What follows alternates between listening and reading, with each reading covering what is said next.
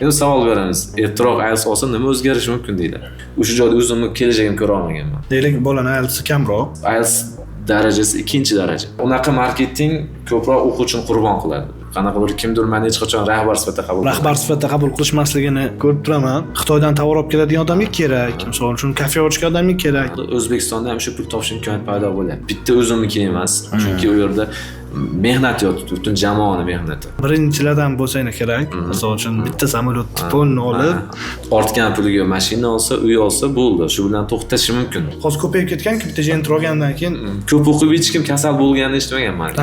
Kimdir ko'p o'qib kasal bo'lib qoldi degan narsa eshitmaganman. Sen nimani bilasan demasdan bolani eshitib, qolgan butunlarni sastuyimiz degan gap bor.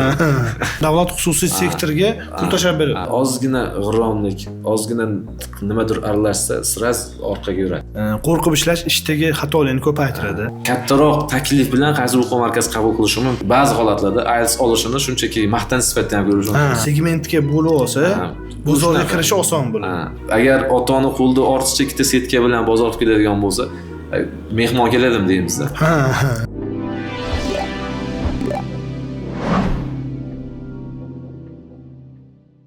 Assalomu alaykum Best aka. Stanford podcast birinchi soni. Endi markaz asoschisi sizni taklif qildik.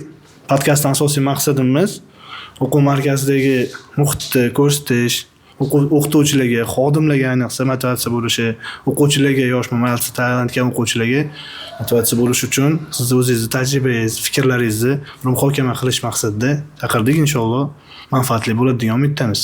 Rahmat. O'zi ancha oldin boshlashimiz kerak edi. Biz imtihonlar bilan bo'lib, endi vaqt qildik. Ko'rdim, imtihonlarda o'zi oson emas ekan. Mana endi olamiz, ertaga olamiz, indinga olamiz dediku, o'sha paytda ko'rdim, shuncha o'quvchida o'zi imtihonni boshqarish, uni nazorat qilish o'zi oson bo'lmadi. Endi bu bolalarning imtihonni to'g'ri baholash ham o'zi katta narsa. Imtihonlarni o'zi qanaqa tartiblarda uyushtirasizlar? Biz bilamiz endi qo'yganlarga ota-onalar ko'rishi mumkin bu videoni. Endi ozgina o'qitish tizimi bo'yicha to'xtaladigan bo'lsam, umumiy 5 ta bosqich o'qitamiz, xorijiy til, ingliz til o'rgatamiz. Ya'ni har bitta bosqichimiz uchun 3 oydan vaqt ajratiladi. Ya'ni 3 oy o'qitgandan keyin biz keyingi bosqich o'quvchini imtihon asosida o'tkazamiz. Ya'ni u 3 oy o'qitish bitta bir katta mas'uliyat, ularni imtihon qilish juda katta bir mas'uliyat. Endi sababi 3 oyda o'qitilgan bilim bo'yicha biz imtihon tashkillab, uni har bitta bosqich bo'yicha o'tkazish ham endi o'quvchi doirasida bir katta mas'uliyat bo'ladi. Sababi kimdir imtihondan o'tadi, kimdir o'tmaydi. Hozir misol uchun imtihondan o'tish bu keyingi bosqichga o'tgan odam imtihondan keyin 3 oy yana o'qiydi. Agar o'qimasa 3 oy qayta o'qiydi.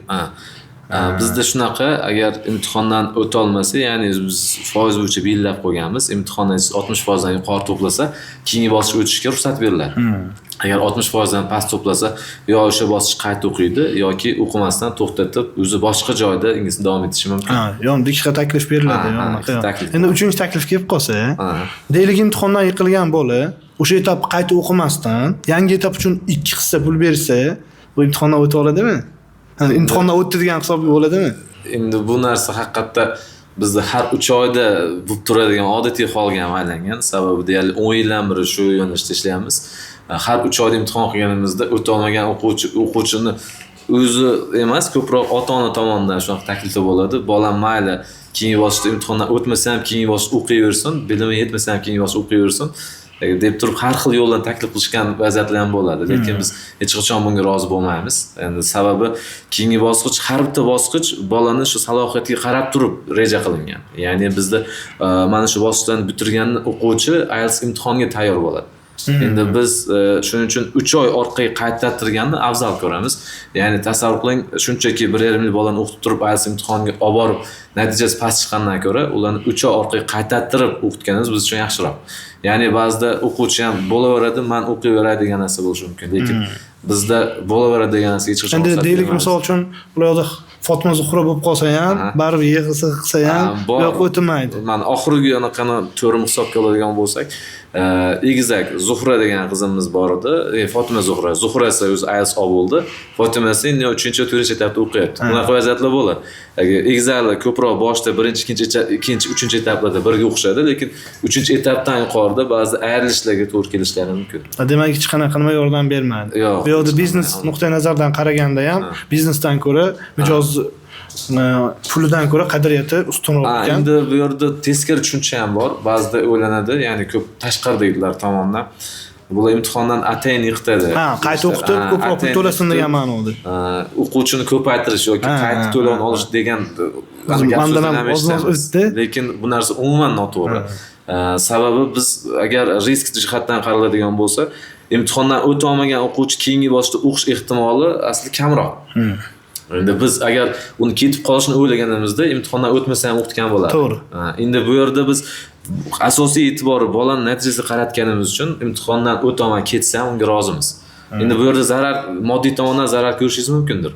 Lekin ularni bolani natijasini o'ylaydigan bo'lsangiz yoki brend o'zini natijasini o'ylaydigan bo'lsangiz, brend tomonidan foyda qilasiz xolos. Endi bu yerda yana bitta ko'p o'quv markazlarida yoki boshqa joylarda ham omil sifatida aytadigan bo'lsak, ularda imtihondan o'ta olmagan o'quvchini ham keyingi bosqich o'qitishga ruxsat berish ko'proq.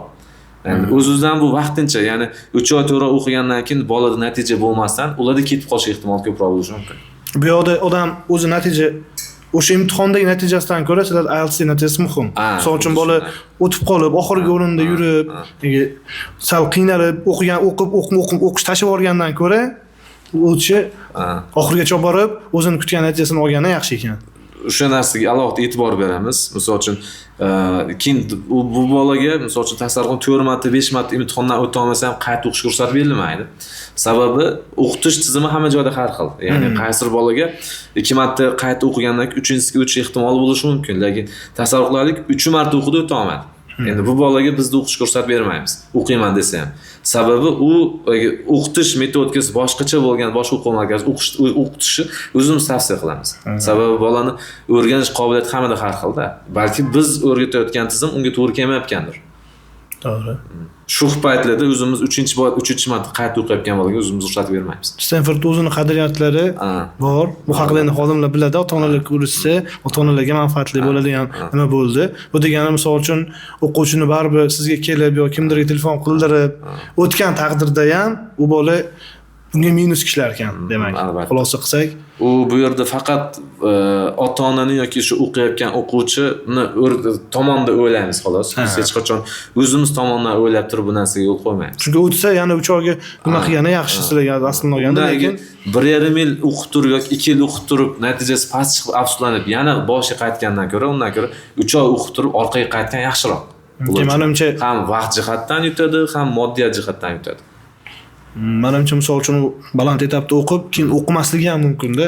Men bu etapda o'qimayman deb o'z yoshlarda shunaqa fikrlashlar, har xil dunyoqarashlar shakllangan-ku misol. Ko'p ba'zida yangi kelgan o'quvchi bilan o'zim muloqot qilaman. Misol uchun qaysidir o'quv markazida o'qib kelishadi-da. O'zi ular o'quv markazida barcha etaplarni tugatgan. Yoshingizni yoki qaysi etapda o'qiyman deydi. Endi bizga kelib imtihon topshiring, shu etapdan o'qiysiz desak, imtihon topshiradi-da, o'zidan bizdagi yangi boshlayotgan darajaga to'g'ri keladi. Biz o'sha narsani taklif qilsak o'quvchiga yo'q, men shuncha o'qidim, qanaqa qilib yana boshlayman. Shuni aytmoqchiman-da, mana menga kelib o'zini g'ururi ham qo'ymayman, boshlayman. Demak, hozir imtihon tizimi joyda qo'yilgan, joyda ketyapti. Keyin imtihonni ham misol uchun biz o'zimiz qanaqadir o'quvchini yiqitish uchun imtihon tuzilmaydi. Imtihonda o'sha 3 oy o'qitilgan bilimga ko'ra imtihon tuzib beriladi. Bu albatta o'quvchiga bilgan yoki o'tilgan mavzulardan imtihon tuzib beriladi xolos. Endi o'quvchi ham, ota-ona ham albatta bu yerda bilish kerak. Ya'ni faqat o'sha 3 oyda o'qigan, ya'ni grammatikasi yoki vocabularysi yoki reading qismlari hammasi nima o'tilgan bo'lsa, o'shandan imtihon tuzib beramiz. U bemalol har qanaqa kuniga o'rtacha tasarruflar boshlang'ich etapda o'qishdan ko'radigan bo'lsak, kuniga bir 3 soat yoki 4 soat muntazam vaqt ajratib o'qiyotgan o'quvchi har qanaqasiga odatiy holatda imtihondan yuqori natija bilan o'ta oladi. Demak, hozir vaqt ajratish haqida gapirdingiz. Vaqt ajratish masalasida ota-onalar yordam beradi. Hozir misol zamon o'zgargan. Endi misol uchun ota-onalarning ta'siri deb doim savol beramiz. Odamlar vaqt ajratishi, unga qo'llab-quvvatlash haqida javob berishadi. Bu savollar ko'p bo'lgan. Menda unga teskari savol bor. Ota-onani ta'sirini yaxshiligi bolaga minus ham ishlashi mumkinmi? Misol uchun ota-ona xohlaydi olishini, ota-ona xohlaydiki, yaxshi zo'r bo'lsin, qattiq o'qisin. Endi baribir siz hozirgacha minglab odam o'qitib, shu narsani ko'rdingizmi? Misol u ko'rayotgan ota-onalar uchun ham manfaatli bo'lardiki, bolani o'qishiga juda ko'p fokus qaratib o'qitib qo'ymasin. Noto'g'ri zarari nimada? Endi aslida birorta ota-ona borki, farzandga hech qachon qanaqadir ziyon yoki zarar, yomonlik ravo ko'rmaydi. Lekin ba'zi holatlarda ota-ona tomonidan ba'zi qilingan xatti-harakatlar bolani o'qishiga ta'sir qilishi mumkin. Ya'ni nima bo'lishi mumkin bu yerda?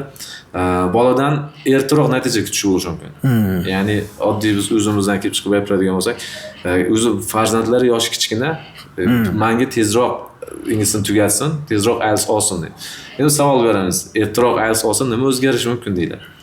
Endi olish kerak-da deydi. Endi ya'ni bu yerda nima uchun ota-ona bolani salohiyatdan kelib chiqmasdan u bolaga ko'proq mas'uliyat yuklab qo'yishi mumkin. Ya'ni bu yerda bitta narsani kulgili bo'lsa ham aytish mumkin. Ko'pchilik ba'zi holatlarda IELTS olishini shunchaki maqtan sifatida ham ko'rishi mumkin. Ya'ni mahalla ko'yda hamma gapiradi yoki qarindoshlar ham hamma gapiradi degan narsa bo'lishi mumkin. Lekin bu ko'p holatlarda o'z farzandlariga ziyon olib kelishi mumkin. Misol uchun 5 soat dars qilib dam olmayotganda bor darsingni qil, sen olishing kerak deb bolada biz shakllantirib qo'yishi mumkin. Endi misol uchun bu narsani ota-ona o'zi ham sezadi. Ya'ni farzandi muntazam ravishda dars qilayotgan bo'lsa, o'zi dam ol, buncha ko'p dars qilyapsan deyishi mumkin. Endi hozir holatda o'z o'quvchilarda ham, ba'zi o'quvchilarda bo'lishi mumkin, dars qilishga ajratiladigan vaqt ham ancha qisqarib ketgan. Ya'ni omillar, ya'ni texnologik rivojlanish tufayli telefon yoki turli o'yin yoki turli kompyuter o'yinlar tufayli ham o'zi bolada dars qilishga nisbatan vaqti ham qisqarib ketgan. Endi bundan ba'zi o'zimni ota-onaga ham aytaman. Oldin shunaqa edi. Biz o'zimiz o'qiyotgan paytimizda bizga aytilar, hamisha yig'ishtirib qo'y, o'qisang bo'ldi deb. Hozir ham bor, lekin hozir sal bu narsaga o'zgartirish kirsam bo'laveradi. Chunki vaqt taqsimlash to'g'ri yo'lga qo'yilsa, hamma zo'r natija qila oladi. Endi yana bitta tarafi bor. Farzand ko'p o'qib, bu narsa umumiy holat gapiryapman o'zim fikrim bo'yicha. Ko'p o'qib hech kim kasal bo'lganini eshitmaganman. Kimdir ko'p o'qib kasal bo'lib qoldi degan narsa eshitmaganman. Endi bu yerda u narsa nimadan bo'lib ketishi mumkin? Noto'g'ri o'qishdan bo'lishi mumkin. Ya'ni o'qiydi, qanaqadir yetarlicha sharoit bo'lmagan xonada, ya'ni yorug'lik yetarli bo'lmasligi mumkin.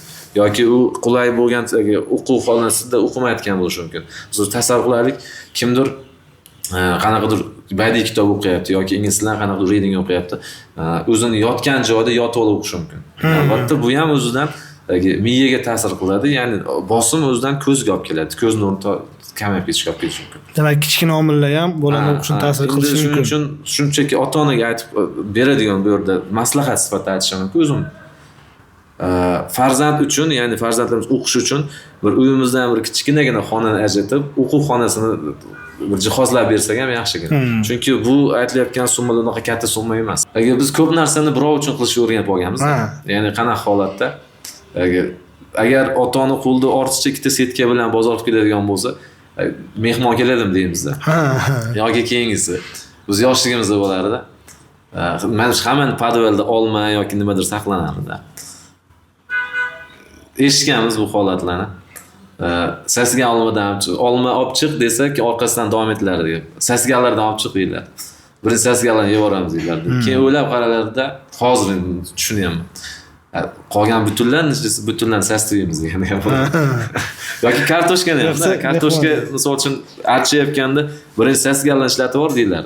Ya'ni aynib qolganlar. Endi qolganini aytib yeymiz deydilar. Demak, o'sha o'zidan ko'ra ko'proq bolasi xonasiga sharoit qilib berilsa, u narsa juda katta summa ham to'g'ri kelmaydi. Misol uchun o'rtacha bitta parta, bitta stol 300 ming, 400 ming so'mga aylanshi mumkin. Yoki o'sha xonasida qanaqadir bir yorug'lik lampochka yoki nimadir qo'yib berish ham bola uchun juda katta qulaylik olib kelishi mumkin. To'g'ri. O'zida addini o'qitib u bolani xonasidan qanaqadir televizor yoki nimadir boshqa narsani olib chiqib tashlash yaxshigina yechim hisoblanadi. Hozir shu yerda zo'r savol keldi. Misol uchun aytdingiz, oldingiz davr haqida ko'p gapirdingiz.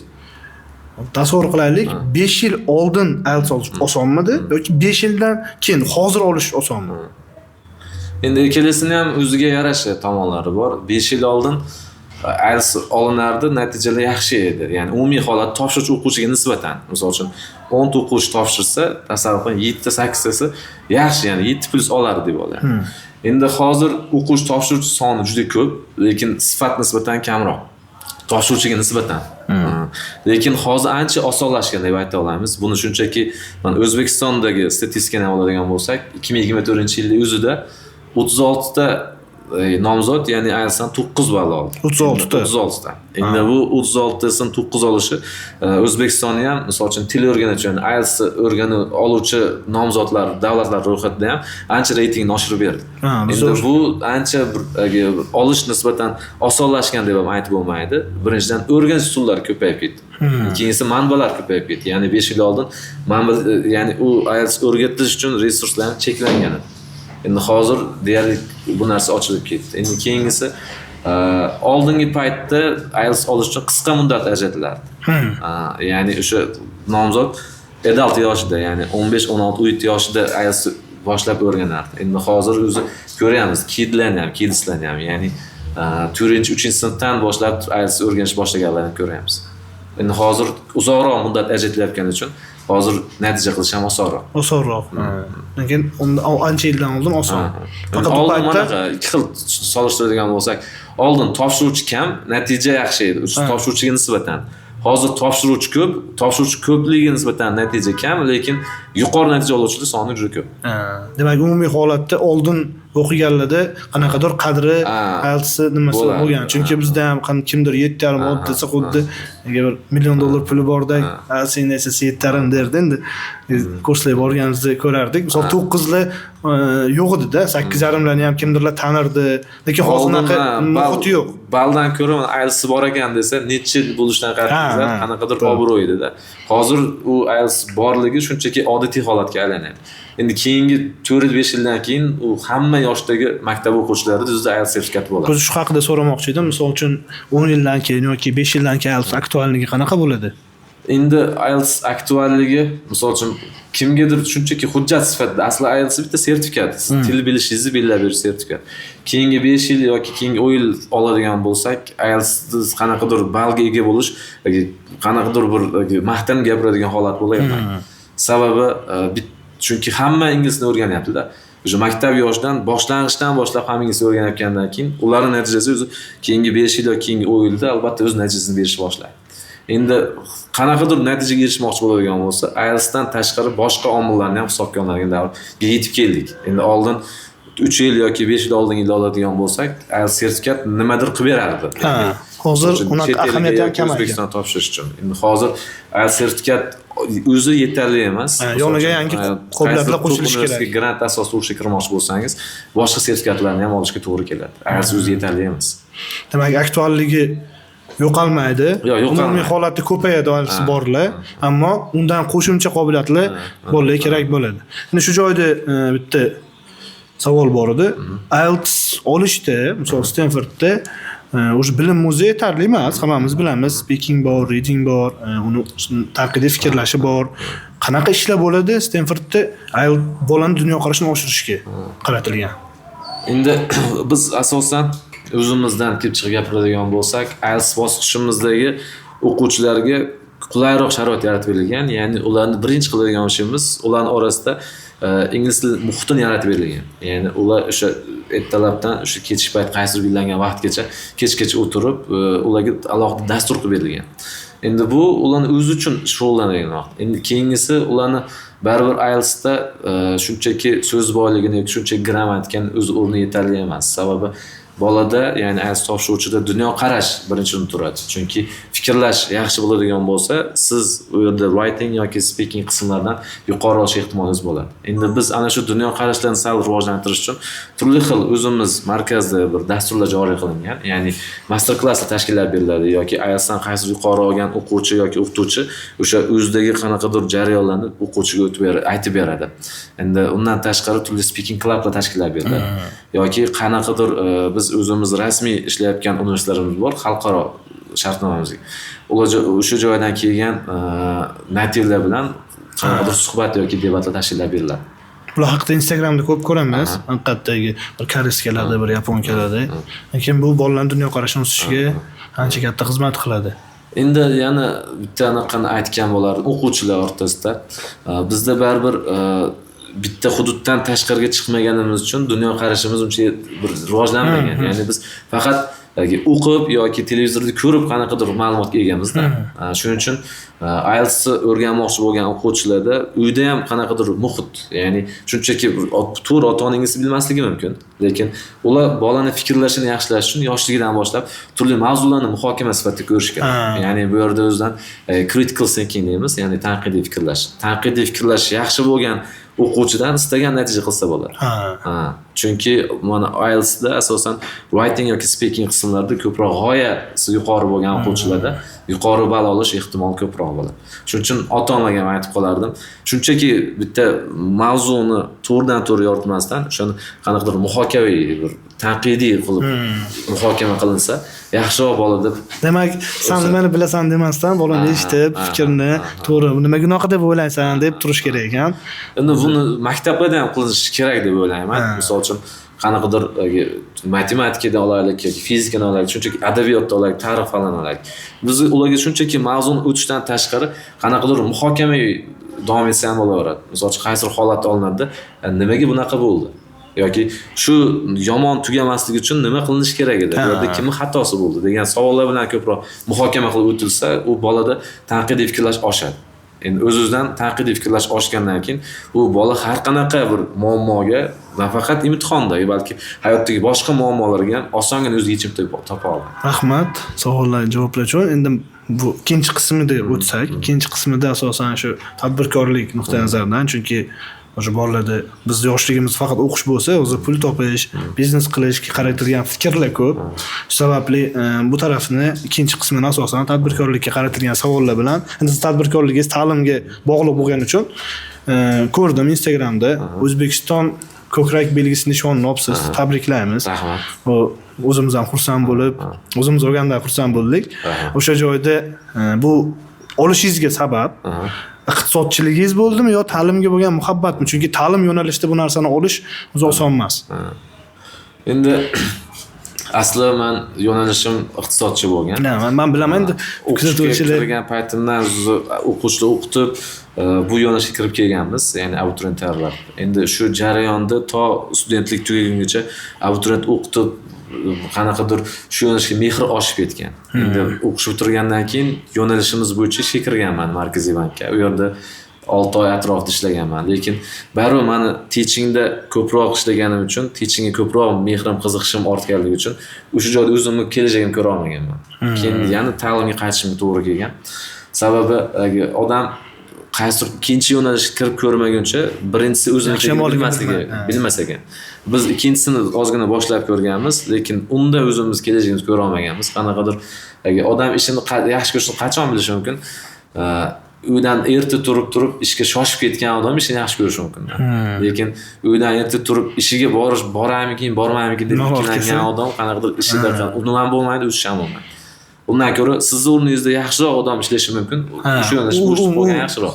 Siz o'zingiz qaysi tomondan ustun taraflaringiz bor, qaysi bir qiziqishingiz sizda bir yaxshiroq ustunlikka ega bo'lsa, o'sha tomon bilan shug'ullansa yaxshiroq.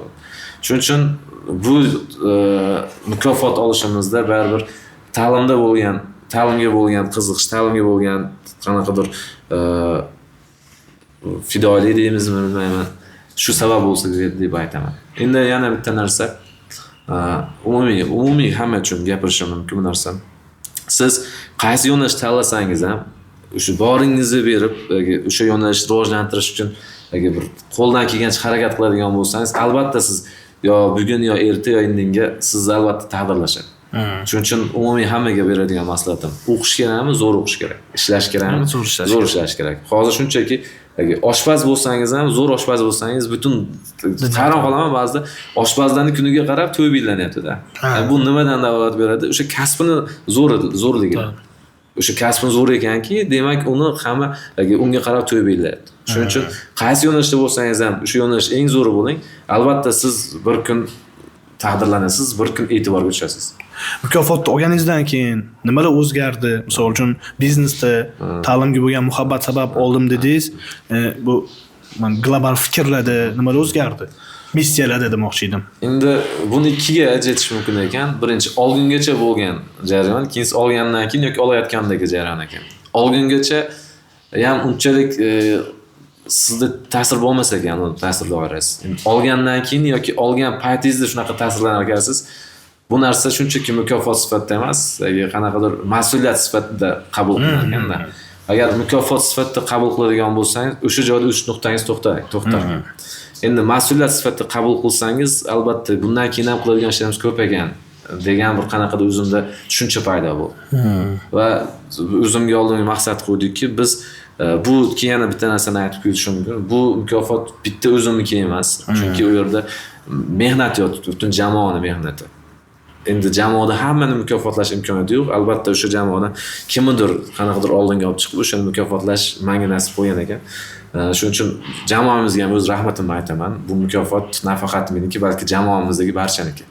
Endi o'sha mukofot olgandan keyin o'zimga maqsad qo'ydim. Biz bundan-da yaxshiroq harakat qilib, yaxshi natijaga erishishimiz imkoniyati bor ekan. Va o'zimga oldinga qo'ygan maqsadimizdan ta'lim sohasida ekanmiz. Kechagidan-da yaxshiroq harakat qilib, o'quvchi yoshlarni bilim olish uchun yana bundan-da yaxshiroq sharoit yaratib, o'zimiz ham ustimizda ishlab, o'quvchilarni eng yaxshi bilimlarga ega qilishga bir o'z hissamiz qo'shish. Ta'lim sohasida faoliyat yuritsangiz ko'pchilik biladi. Hozir ko'p sayohat qilasiz. Hozir aytganingizda esladim.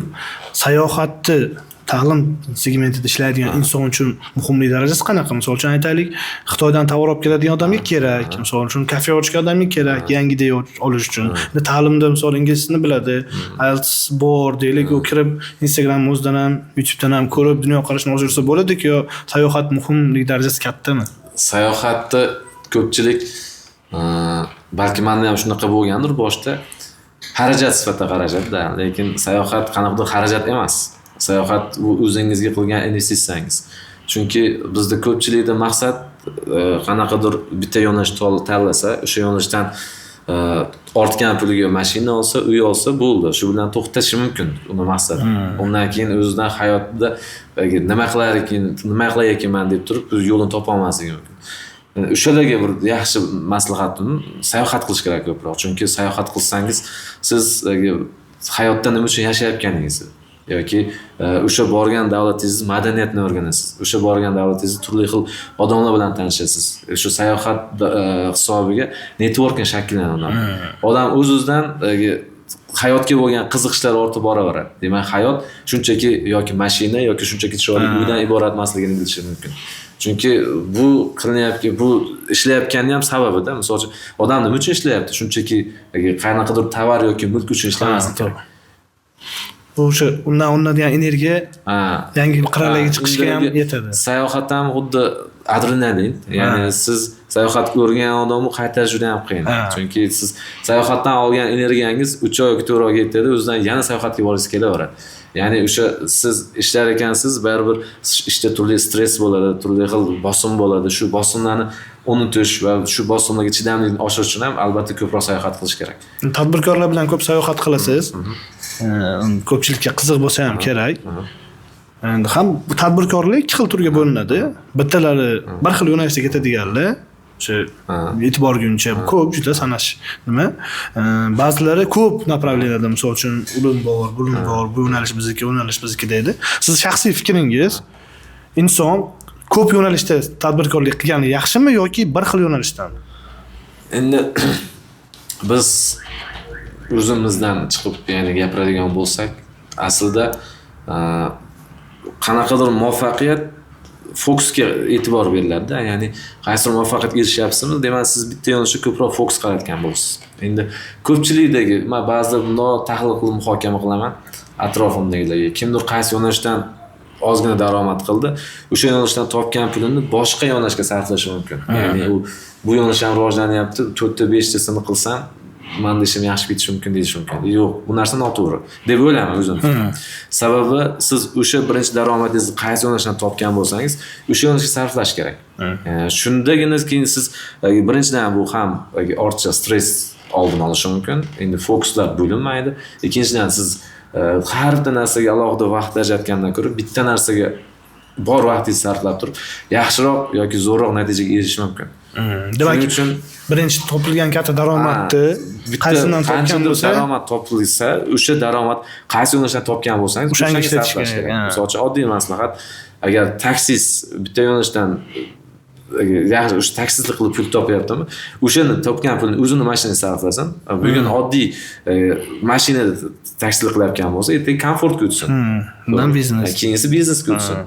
Demak, o'z-o'zidan sekin-sekin ashuna qilib biznes yaratib borilaveradi. Misol uchun biz ham bitta xonadan boshlaganmiz. Ya'ni repetitorlik qilib. O'sha topgan pulimizni o'sha xonamizga sarfladik. Topgan xonamizdan binoga sarfladik. Shuni hisobiga sekin-sekin filiallar ochishga erishdik. Xulosa qilishimiz mumkinki, inson bitta o'zi tanlagan sohada hozirgi payt u ko'p zamon emas. Chunki ko'pchilik ham aytayapti, meni ham shaxsiy fikrim, menimcha inson bitta yo'nalishda ketgani yaxshi. Chunki bo'linadigan nima emas, zamon emas hozir, raqobat kuchli. Endi ta'limda raqobat natijaga qarab bo'ladi. Bu savol keldi. Misol uchun siz o'qitish tizimlariga qanaqa qaraysiz? Misol hozir men marketing sohasida ishlayman, reklama offerlarini ko'rib kulgim keladi-da. Bir kun misol aytishmayapti-da, bir kunda olib beramiz deyishmayapti xolos. Misol 2 oyda aytish, 3 oyda nima? Bularga qanaqa qaraysiz? Sizlarda ham shunaqa tezlashtirilgan kurslar bormi? Yo'q, juda ko'p so'rashadi. Talab ham bunga yuqori, chunki qisqa muddatda IELTS olsam bo'ladimi yoki qisqa muddatda qanaqa natijaga erishsam bo'ladi. Til o'rganish shunchaki o'xshataman. Bitta farzand tug'ildi oilada, to o'zi mukammal gapirgungacha 2-3 yil vaqt talab qiladi. Endi kimdir o'sha 2-3 yilda yaxshi gapira oladi, kimdirda ozgina nuqsoni borligi uchun logotip kimdir yordamga muhtoj bo'ladi. Endi til o'rganish ham xuddi shunaqa jarayon. Qisqa muddatda o'rganib bo'lmaydi. Endi bu yerda unaqa marketing ko'proq o'quvchini qurbon qiladi. Juda ko'pchilik guvoh bo'lganmiz, qanaqadir o'qib turgan o'quvchi yaxshi natija qilardi.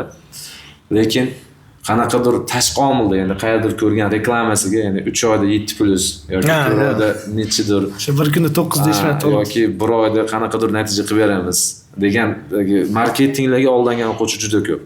Endi bunda ota-ona ham sal adashib qolishadi. Sababi u yerda 6 oyda o'qitib yaxshi natija qilar ekan, bu yerda 1 yilda o'qitib bunaqa natija qilar ekan desa, ko'proq 6 oylikni tanlanadi. Lekin sababini so'rayman, nima uchun 6 oylik, nima uchun 1 yillik?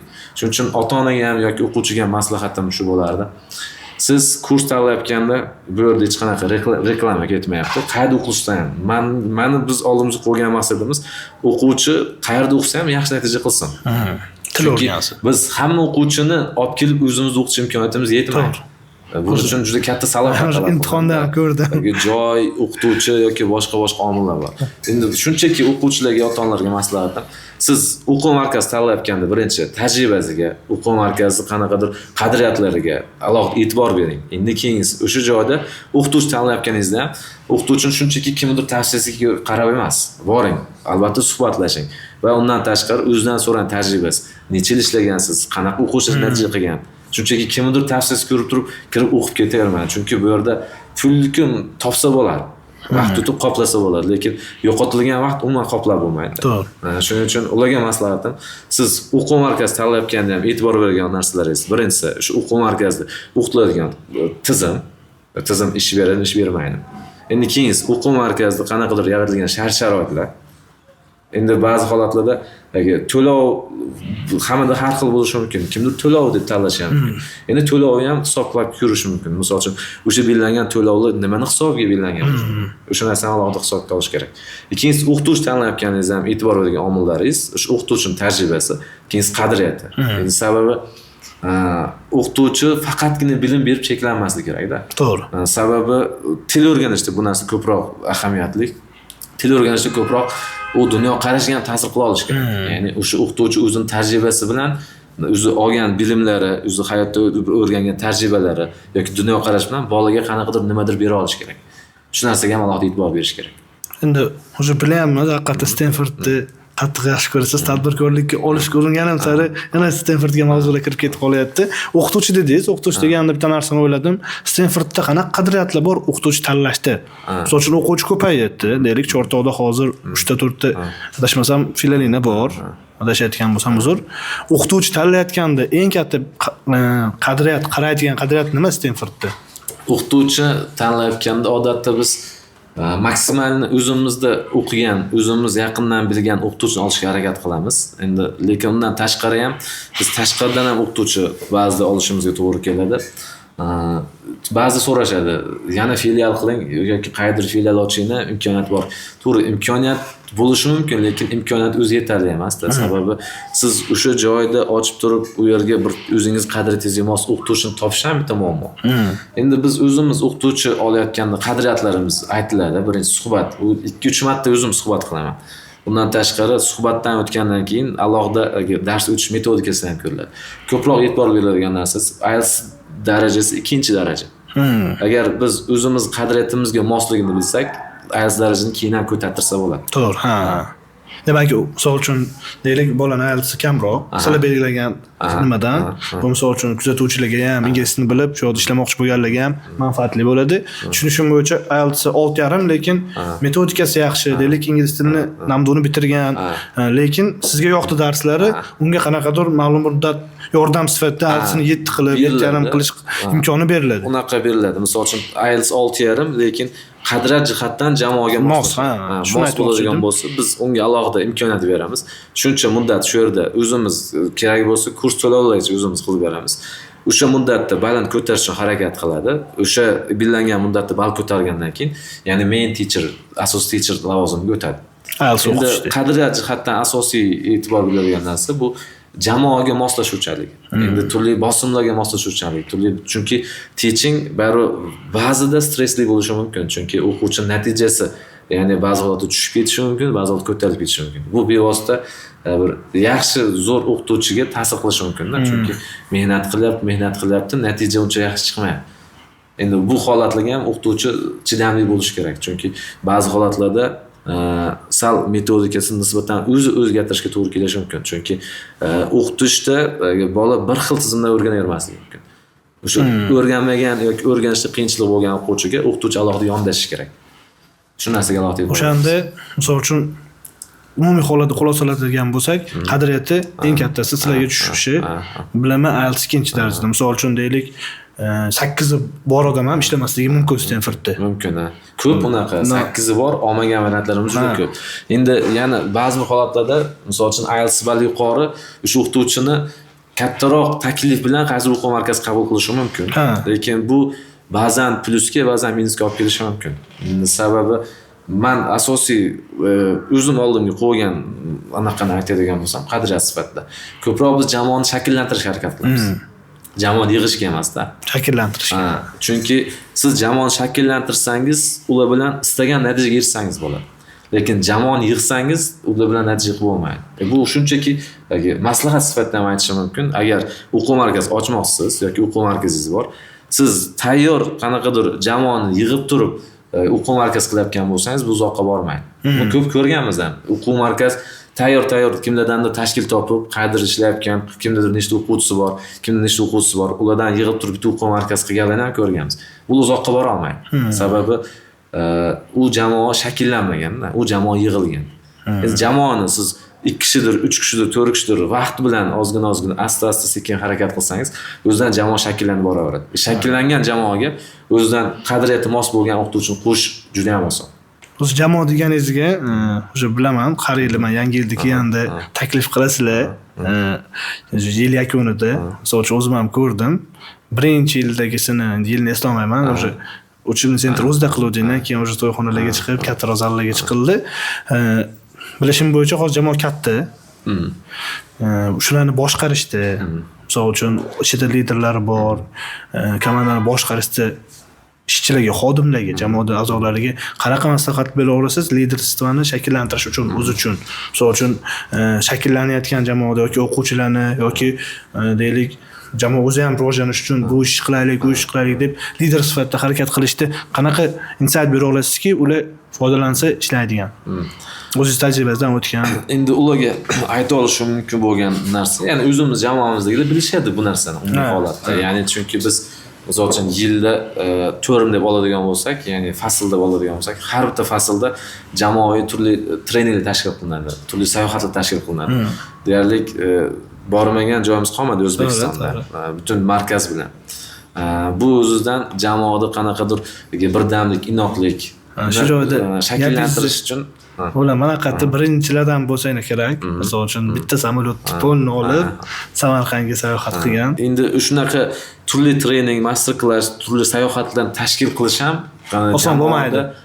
Jamoada bir-biriga inoqlik, birdamlikni oshiradi. Keyingisi o'sha shakllangan jamoada alohida rahbar degan tushuncha uncha kerak emas. Endi rahbar bilan lider degan narsa bor. Shunaqa bor. Qanaqadir lider sifatida shakllansangiz bo'ladi, lekin rahbar degan bizda markazda yo'q. Qanaqadir kimdir meni hech qachon rahbar sifatida qabul qilmaydi. Kimdir meni direktor sifatida qabul qilmaydi. Shunchaki ularning ichida o'zimni ularning a'zosi sifatida qabul qilaman, lekin hammada qanaqa muammo bo'ladigan bo'lsa, qanaqadir o'zimiz qo'limizdan kelgancha markaz tomonidan yordam berishga tayyormiz. Rahbar sifatida qabul qilishmasligini futbolda to'g'risida ko'rib turaman.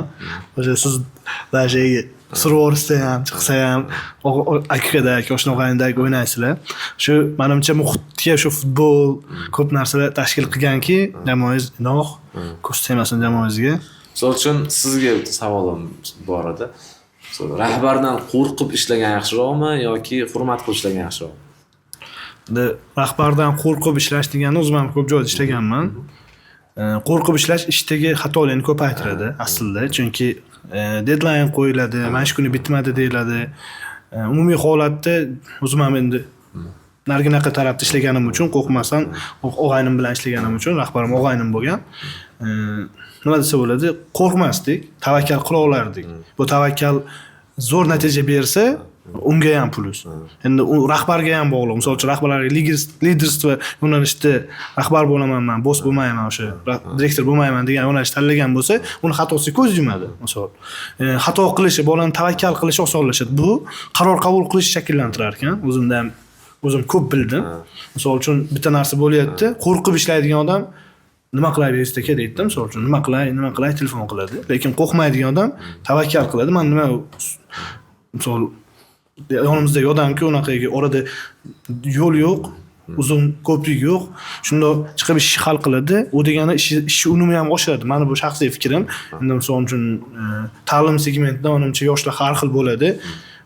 Bu yo'qda ayniqsa rahbardan qo'rqish ancha katta xatoga olib kelsa kerak. Shuning uchun o'sha narsaga umuman bir alohida e'tibor sifatida qaratmaganmiz. Bizda rahbar degan tushunchani shuncha hozirgacha ishlatmaganmiz. Chunki unaqa insonni o'zi yo'q. Men ishlatdim-da birinchi tanishtirayotganda Stanford rahbari deb. Endi rasmiyatchilik shunaqa mana hozir hazillashib aytdim. Lekin bizda unaqa rahbar yoki direktor degan tushuncha yo'q. Chunki oldin aytgandek, shakllangan jamoada qanaqadir rasmiy rahbar to'g'ri bo'lishi mumkindir, lekin amalda unaqa narsa kerak emas. Endi baribir qarorlarni qabul qiladigan, missiyani to'g'ri tanlaydigan inson kerak. Misol uchun bu narsa misol hamma joyda bo'ladigan tabiiy holat. Lekin shu jamoangizga o'zim ham havas qildim. Shu borganimda, mehmon sifatida borganimda rosa xursand bo'ldim. O'sha jamoani o'sishi aytdingiz-ku, bir kishidan shakllandi deb. O'sha narsani endi atrofingizda ko'rganlar ko'p, lekin men ham bitta o'zim ayta olaman. Maqtadim, misol men ko'rganman, haqiqatda yoningizda ikkita qiz bola shogirdingiz, yana bitta o'g'il bola shogirdingiz bilan o'sha etapgacha chiqdi. Sizda biz hazillashaman aytdim. Men o'zi tanimayotganim Stanforddagi jamoani o'sayotganini bildiryapti. Misol o'tgan yil kelsam tanaganim bilan tanamaganlarim soni bir-biriga yaqin bo'lsa, hozir o'sha teskari bir so'rasak 30 kishi bilan so'rashamiz, qolganlarini ko'zda ko'rgan bo'lsak ham ismlarini bilmaymiz. Yana bir narsani aytishim kerak. Jamoamizdagi deyarli ko'pchilik o'zimiz uchun qahramon deb qabul qilaman. Sababi ularning oldida imkoniyat ko'proq edi. Sababi til o'rganayotgan o'quvchining asosiy maqsadi chetga yo o'qishga yoki ishga ketish uchun bo'ladi ko'p holatda. Endi bizdagi aksariyat ko'p xodimlarimiz inglizni o'rgandi, lekin o'sha chetdan voz kechib bo'lsa ham shu yerda qolib ta'lim yo'nalishida qanaqadir natijaga erishaman deb turib ishlab kelayotganlar. Yoki aksariyat chet elni qanaqadir yaxshi ishlarni tashlab o'zimizga qaytib shu ta'lim yo'nalishida qanaqadir rivojlanish uchun o'z hissamni qo'shmoqchiman, o'z tajribamni o'quvchilar yoshlarga ulashmoqchiman degan juda ko'p kadrlar, xodimlarimiz bor. Bularga o'z rahmatimni aytib qo'yaman. Bu shunchaki biz o'zimiz oramizdagi o'zimiz uchun qahramon sifatida qabul qilgan jamoamiz a'zolari. Shu qahramonlaringiz ko'paysin, doim ko'p bo'lsin. Chunki bu narsa misol chortoq segmentida oladigan bo'lsak ham, Stanfordda o'zi bu biznesga kirish, bozorga kirishi, biz marketing tillarida gapiramiz. Bozorga kirishi o'zi ota-onalardagi dunyoqarashlarni o'zgartirdi. Chunki o'zimiz mahallamizdagi bolalar, qo'shnilarimiz o'sha ishonch paydo bo'ldi. Bu yoqda IELTS ololmaydi deb o'ylagan ota-onalar o'sha IELTS olishi, misol xohlardikki Stanford nafaqat Chortoq, nafaqat Namangan bo'ylab, Vodiy bo'ylab katta nimalar qilishini. Keyin bu yerda yana bir narsani endi vaqt kelganda aytishim kerak. Oldin IELTS topshiruvchi o'quvchilar yoshi kattaroq bo'lardi. Ya'ni aytib o'tgandek 9-10, 11 sinf yoki kamida talaba o'quvchilar topshiradi.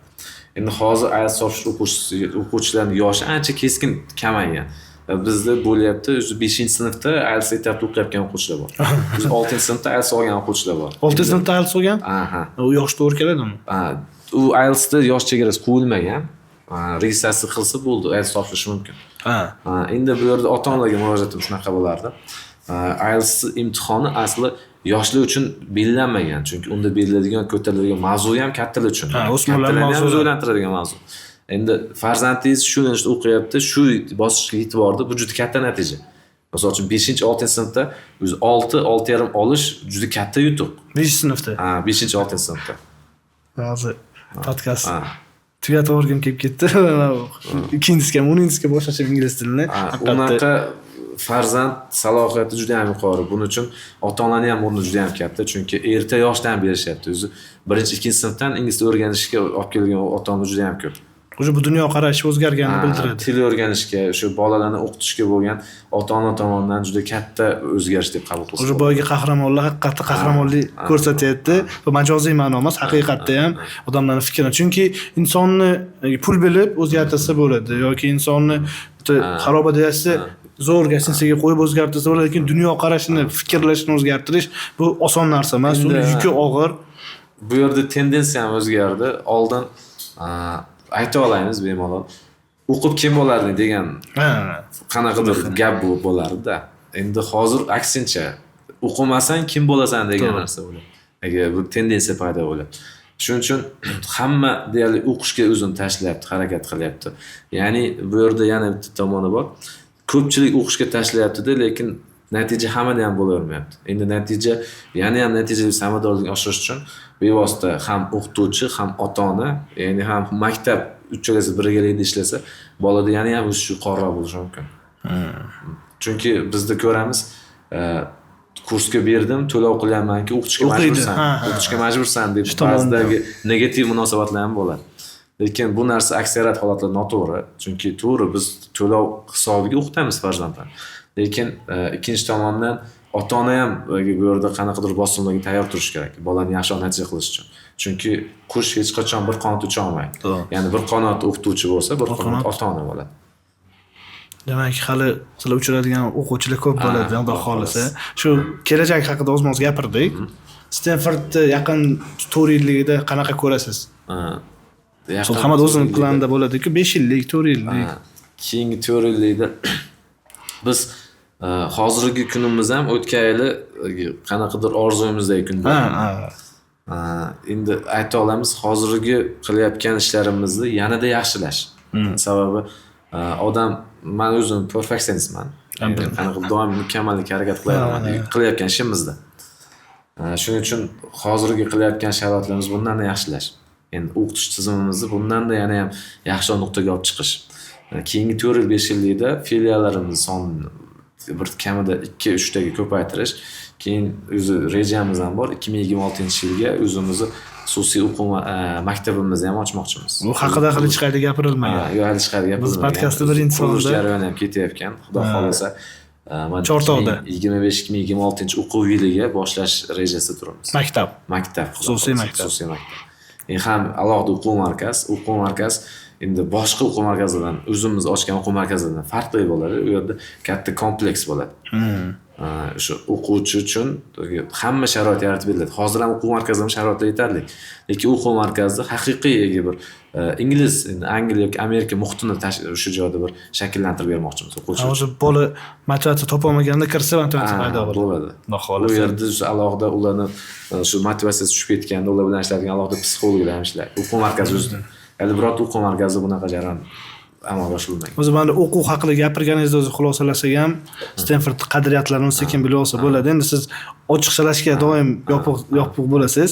Men ochiqchalash haqida urinaman. Hozir o'zi fikrlaringizni xulosalaganimda ham faqat o'qitish, ta'lim sifati haqida gap ketyapti. Endi bizga ko'proq yoshmiz, pulli, mana raqamlar qiziq, lekin hozir o'zim uchun ham yaxshi insight oldim.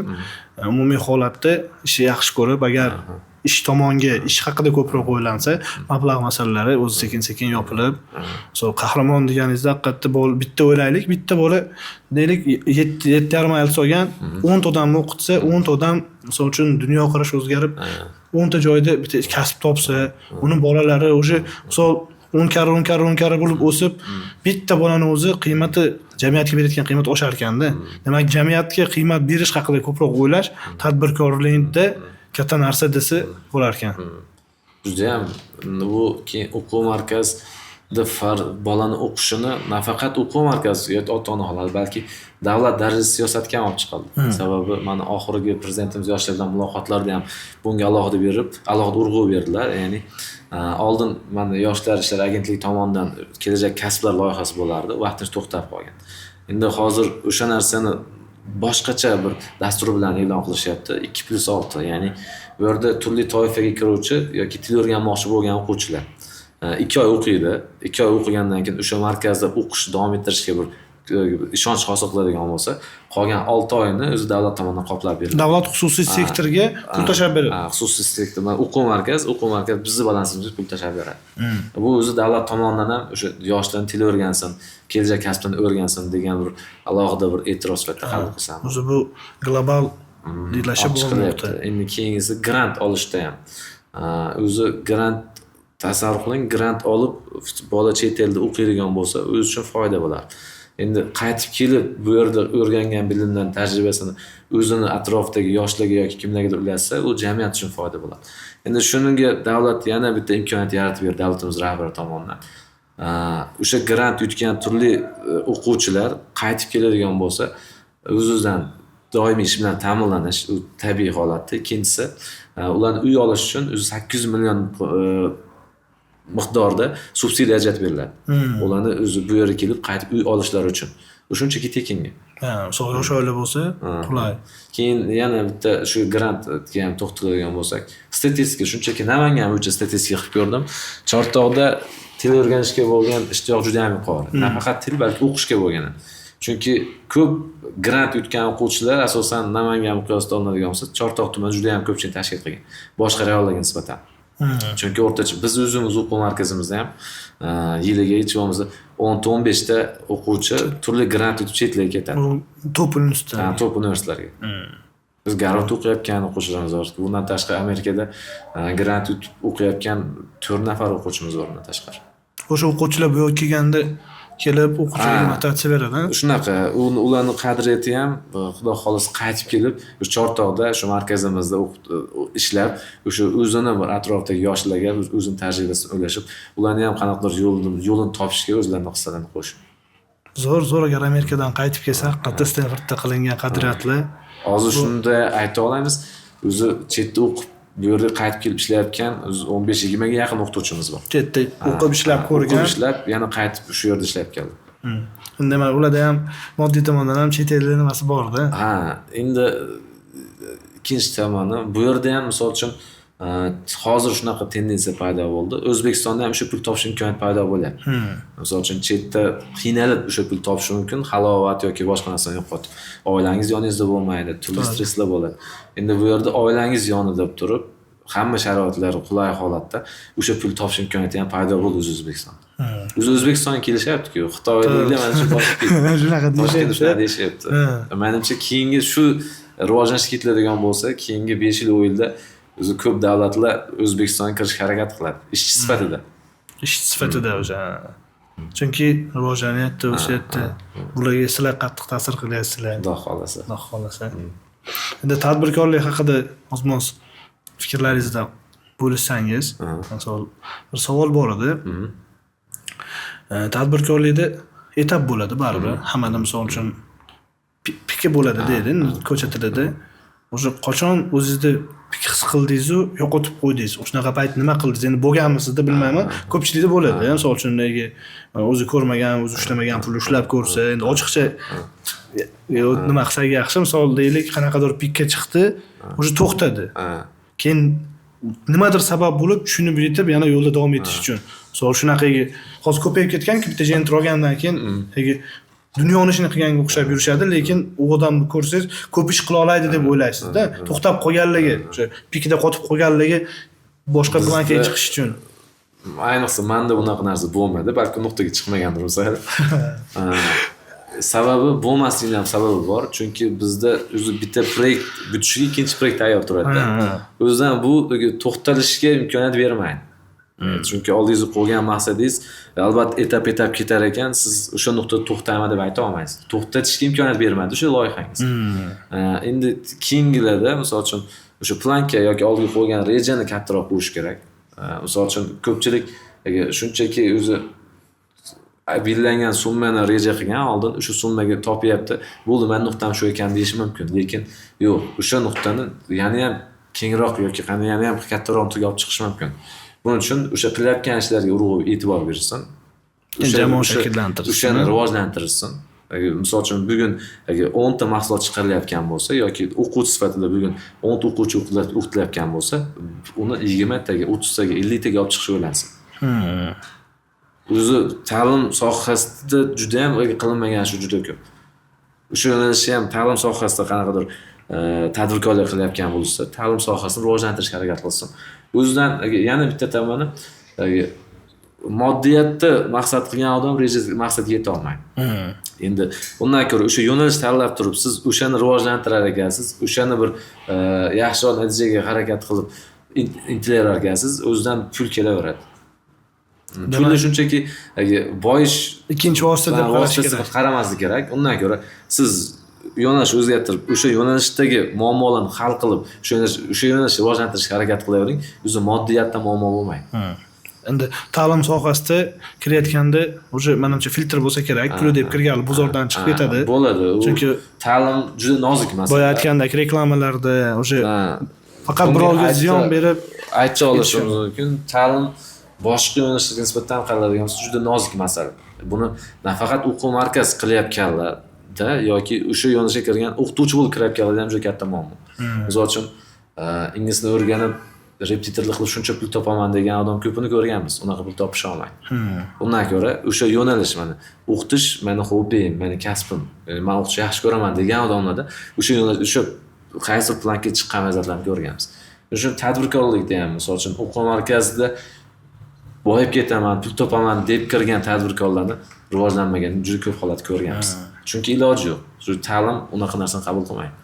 Ta'lim o'sha kuchchi, g'ayratni yaxshi ko'rishi bu narsani qabul qilish kerak. Xudo xolasa. Chunki biz amaliyotimizdan ham ko'rganmiz. Ta'limda ozgina g'irromlik, ozgina nimadir aralashsa, siraz orqaga yuradi. Shuning uchun bu yerda reklamada ham g'irromlik qilmaslik kerak yoki qanday o'qitayotganda ham g'irromlik qilmaslik kerak. Agar shu narsaga e'tibor beradigan bo'lsangiz bo'ldi. Shu o'quv markaz noldan boshlayotgan bo'lsangiz ham qisqa muddatda yaxshi natijaga erishsa bo'ladi. Misol uchun yana shunaqa hamma o'quv markaziga, hamma o'qishga yopishib olgan. Endi ta'limda yana qanaqa yo'nalishlarni ilgari sursa bo'ladiki, misol uchun deylik, bir gaplashganimizda siz zo'r gap aytdingiz. Toshkentga chiqish niyat bormi? Desangiz, nima Toshkentda o'zi o'qitadiganlar tayyor. Bular biz bilan bir xil o'qitadi, baribir ayolsa o'qitadi, ingliz tili o'qitadi. Undan ko'ra biz shu o'zimizda ko'proq odamni qamraganimiz yaxshi. Misol Toshkentda chek katta bo'lishi mumkin, deylik, daromad katta bo'lsa ham. Shunaqa ma'noda aytmoqchimanki, kimdir deylik, ayolsi bor. O'ziga shuni sentr ochish, qiynalish hissidan ko'ra yangi biror narsa qilish yoki misol uchun aytmoqchimanki, o'zini proyektini yana bor narsani qilgandan ko'ra yo'q narsaga intilish yaxshimi yoki borni qaytarib yana yaxshimi misol uchun ta'lim sohasida? Ya'ni til o'rgatishda bozor juda ham katta. Endi bundagi muammolar ham o'ziga yarasha. Misol uchun kimdir o'sha IELTS o'rgatayotgan bo'ladigan bo'lsa, yana kimdir shu yo'nalishda qilsa ham bo'ladi yoki men boshqacharoq qilmoqchiman degan odam qaysi muammoni olish mumkin. Misol uchun kimdir faqat 7 plusga harakat qilish mumkin. Kimdir o'sha sertifikat olish jarayonigacha o'qitib berishi, mana general tanlashi mumkin. Yoki kimdir qanaqadir yosh jihatdan kimdir tanlab olish mumkin. Kimdir faqat agar maktab o'qituvchilariga e'tibor berish mumkin. U juda katta Bu muammo. yerda siz zo'r yangilik nima aytdingiz hozir tushunishim bo'yicha biznes jihatdan segmentga bo'lib olsa bozorga kirish oson bo'ladi. Endi segmentga bo'lib kirish umumiy kirishdan ko'ra ancha yengilroq. Buni riski ham kamroq. Chunki siz o'zi kam miqyosdagi resurs bilan boshlash imkoniyatingiz ko'proq bo'ladi. Keyin u narsani qo'shib kelganingizda ingliz tilini o'rgatamiz mas'ul, misol uchun bu narsa rivojlanadi. Chunki deylik faqat speakingni ko'tarib beramiz, misol uchun u bolaga bitta xonada faqat speaking bilan shug'ullansa, o'sha siz aytgandek bitta yo'nalishda ketadi. Misol uchun Chortoqda shu narsani aytishim mumkin. Agar men yangitdan o'quv markazi qurmoqchi bo'lganimda e'lon berardim. O'quv markazi ochildi. O'sha 5 oy yoki 6 oy uchun men shunchaki business English, ya'ni umumiy hamma yoshdagilar gapira olishi mumkin, bu narsani isbotlab beraman. Menga 4 oy yoki 5 oy vaqt berasiz deb turib, o'sha yo'nalishga kirsam bo'ladi. Bu ham juda katta bozor, chunki inglizni hozir kattalar ham o'rganish xohlaydi. Ular uchun, misol uchun, o'quv markaziga har kuni 1,5 yil davomida qatnash juda katta muammo. Lekin o'sha qanaqadir metodika yaratilib, ular uchun 3 oy yoki 4 oy qisqa muddatda o'shalarni qanaqadir darajaga olib chiqib berish osonroq. O'quv markazi miqyosida bu narsani joriy qilish ham kim uchundir ancha foydaliroq bo'lishi mumkin. Demak, bozorda hozir takliflar bir-biriga yaqin. Misol segmentlangan takliflar kam. Kam, juda ham. Agar yosh tadbirkor uchun yaqin orada kimdir bu yo'nalish bilan kirmaydigan bo'lsa, biz o'zimiz ochishimizga to'g'ri keladi. Chunki bu ham bitta muammoda. Ya'ni og'riqli nuqta, ya'ni katta yoshdagilar uchun yoki faqat ota-onalar uchun. To'g'rimi? Yoki kimdir chetga ketmoqchi yoki kimdir sayohat xohlaydi, qanaqadir qaysidir tabaqadagi insonlar uchun kurs tashkil qilsa bo'laveradi. Ular uchun misol uchun odatiy, ya'ni common English tashkillasa, bemalol chetga chiqqan sayohatdan o'zini qiynalmasdan yo'lini topib ketishi mumkin. Yoki ota-ona sifatida shunchaki bolasi bilan muloqot qilish yoki ingliz tilini bilasanmi desa, ha, vaziyatda o'sha kunlik hayotdagi ingliz bilan yoki qanaqadir muloqotdan chiqib ketish imkoniyatlarini beruvchi inglizni o'rgatadigan o'quv markazi tashkil qilsa juda katta foyda bo'lishi mumkin. Agar kimdir ochmasa, biz keyingi yaqin ochiq kartalar ochiqlandi. Misol uchun katta yo'nalishlar bor degan. Demak, nishalash, kichraytirish, buni bozorga kirib, risk kamaytirib, ishni bardavom olib ketishiga yordam beradi. Buni reklamasi ham juda keng tarqaladi. To'g'ri. Reklama chunki ta'limda qanchadir pulni reklamaga sarflash juda katta naqada bir risk. U qaytmasligi ham mumkin. To'g'ri. Undan ko'ra kutish kerak. Ya'ni 3 oydir, 6 oydir, 1 yildir natijaga harakat qilinsa, chunki bizda sarfa marketing juda keng ishlaydi. Chunki natijaga qarab turib keladigan o'quvchi juda ko'p.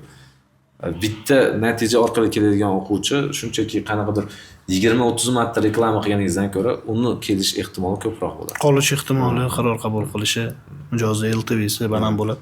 Endi bunda ham bitta anaqa kimdir yangi o'quv markazi boshlayapti. U xonasida yetarli o'quv markazi sharoiti yo'q, lekin marketing yoki mediaga juda katta pul ajratvoradi.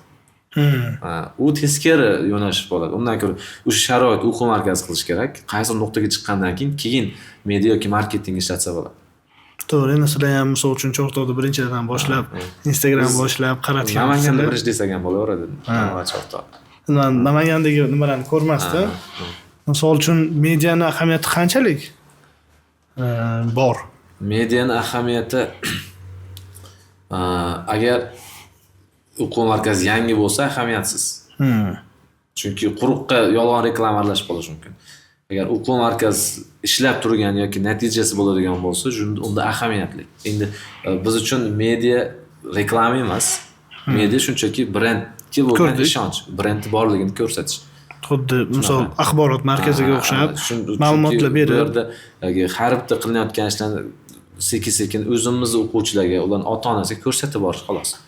Qanaqadir bundan ko'zlangan maqsaddagi qanaqadir o'quvchi yig'ish yoki qanaqadir reklama emas. Haqiqatdan men ko'rmaganman, hali 3 oyda Stanfordda 8 degan bermaymiz. Endi berish mumkin. Qanaqadir segmentlar berishimiz mumkin. Alsi borligi. Alsi bor bo'lsa, keyin sizga 3 oyda yoki 2 oyda shunaqa imkoniyat taklif qilamiz deb turib, keyin reklama berishimiz mumkin. Lekin shunchaki quruqdan quruqqa 3 oyda olib beramiz yoki 3 oyda bunaqa natija qilib beramiz degan narsani bermaymiz. Chunki bu narsani yaxshi ishlab turgan yoki o'sha qadriyati bor o'quv markazi birortasi bermaydi. O'quv markazida o'zigina yurish davomida shuni bildimki, katta yoshdagi insonlar ko'p. Bu ular o'qituvchimi yoki misol ayollar ko'p ko'rdimda. Misol ular sifr olish uchun kelganmi? Ularga o'zidan kichkina odam dars beryapti-da, o'sha yerda savol paydo bo'lyapti. Ingliz tilida tajribadan ko'ra dunyoqarash va so'z boyligi muhimmi yo tajriba ham? Misol uchun yosh katta ingliz tili o'qituvchidan ko'ra yosh kichkina ingliz tili o'qituvchi ko'p narsani bilishi, men ularga qoyil qoldim. O'zi yosh katta odam kichkina odamdan dars olayotgan o'zi bu narsa bozorda g'urur, men shuncha yosh bolada o'tiramanmi degan narsalarni olib tashlaydi-yu, natija uchun intilayotganini bildiradi. Endi savolni mohiyati shunaqaki, yosh bola ham o'qitsa bo'ladi. Bo'ladi. Endi bizda o'qitish uchun ham yosh belgilab qo'yganmiz. Kamida o'quvchi bo'lmasligi kerak, kamida talaba bo'lishi kerak. Undan oyog'i yosh qanaqadir yoshgacha belgilab qo'yilgan. Endi o'qitish uchun to'g'ri yosh unchalik ahamiyatsiz edi oldin. O'zi til bilgan kam edi-da. Til o'rgansa bo'ldi edi. Endi til o'rgansa bo'ldi emas, til o'rganishdan emas, til qanaqadir ijtimoiy hodisa. Unda boshqa bir tajribalar ham muhimroq. Shuning uchun til o'rganishda biz hozir tildagi bilimdan ham qo'shimcha ravishda uni hayotiy tajribasi, dunyoqarashi, boshqa narsalarni hisobga olganmiz. Endi qanaqa yosh o'qituvchilarimiz bordir, lekin ularning tajribasi biz uchun yaxshiroq, ularning dunyoqarashi biz uchun yaxshiroq bo'lishi mumkin. Shuning uchun u katta yoshdagilar ham o'zidan kichkinalarga darsga kirish tabiiy holat. Chunki men o'zim yangi faoliyatim hozir ham shunaqa, yangi faoliyatim boshlaganimda o'zimdan bir yosh, 2 yosh kattalarga darsga kirardim. Sekin o'sha tajriba orttirganim sari bu yosh ko'payib boraverdi. Ya'ni o'sha 5-6-yilga borgandan keyin o'zimdan 10 yosh, 15 yosh kattalarga ham darsga kirganman. Hozir ham bu narsa bor. Deyarli aksariyat gruppalarimiz o'qituvchilar ko'proq dars etamiz. Hammasi meni yoshimdan kattaroq. Bular misol uchun u yoqda yosh ahamiyati yo'q. Yosh ahamiyati yo'q. Endi keyingisi agar o'rganaman degan odam uchun o'rgatuvchining ahamiyati yo'q. Maqsad o'rganishda. Agar maqsad o'rganish bo'lsa, uni yoshini hech qachon hisobga olmaydi. Chunki fokus u berayotgan bilimga qaratiladi. Endi u yoshi shunchaki nimadir deb o'ylash bahona. O'rganmaslik uchun o'zini to'xtatish uchun bahona xolos. O'rganaman degan odam umuman yosh ahamiyatsiz sifatida o'rganishi mumkin. Bu narsa bo'ladi bizdagi yosh kattaroq kirsam guruhda hammasi yoshlarmi degan savol bo'lishi mumkin. Endi ba'zi birlar bor, bu guruhimiz bor, bu vaqtdan bu vaqtgacha, lekin hammasi yoshli desa, yo menga farqi yo'q, men o'rgansam bo'ldi degan vaziyatlar ham bo'ladi. Endi shuning uchun o'rganish ikki xil toifaga ajratishimiz mumkin. Birinchisi o'sha oxirgacha boruvchilar, ikkinchisi qaysi sabab chiqquncha to'xtatuvchilar. To'g'ri. Maqsad o'rganish emas. Maqsad o'rganish bo'ladigan bo'lsa, unda kim o'rganishdan qat'iy nazar o'rganaveradi. Chunki hozir o'rganish yo'llari ham ko'payib ketdi. Onlaynda ham o'rgansa bo'ladi. To'g'ri. Misol men ham darsda hozir yosh bolalar bilan o'tiribman. 4-sinf, 5-sinf bolalar bilan. Endi yoshlar bilan o'rganish ham afzal. Yoshda bor ekan. Birinchisi siz uyalmasdan o'rganish imkoniyati bo'ladi. U yosh bola hech qachon sizga kulmaydi-da. Navrot siz tengqurlar sizda atrofingizdagilar boshqalarga qanday bu kulgili tuyulishi mumkin. Ular bilan bemalol erkin his qilib, chunki til o'rganishda baribir gapirish yoki so'z yodlash yoki qanaqadir boshqa holatlar ham bo'lishi mumkin. Bunda bemalol ularning oldida erkin his qila olasiz. Keyin misol uchun o'ziga o'zi aytish ham ko'p bo'lar ekan. Misol uchun mana men to'g'ri hozir qilyapman. Misol uchun Umid aka bilan ko'rishganimizda aytuvdilar-da, Ishmoq Hamidov.